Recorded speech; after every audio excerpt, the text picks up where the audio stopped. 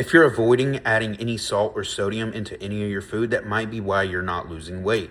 Even the protocols given to us from the government, where they're saying our level should be around 2,500 to 3,000 of sodium a day, it's rubbish. It's a bunch of bullshit.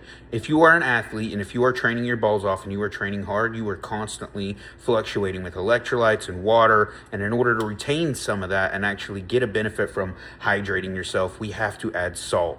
Okay, and that means adding it into all of your food. What I would use is I use salt packets. So I use little small salt packets, about 2 to 3 per meal.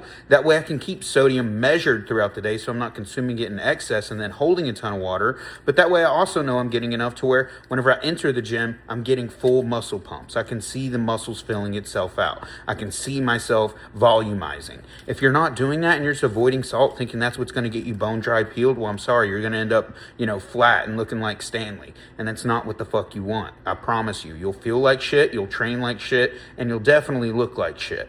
And so it's important to understand that salt is vital in our diet. And most importantly, whenever it comes to fat loss, salt has iodine if you do use iodized salt, which is why I typically actually stay away from like the pink Himalayan sea salts, because it's not iodized.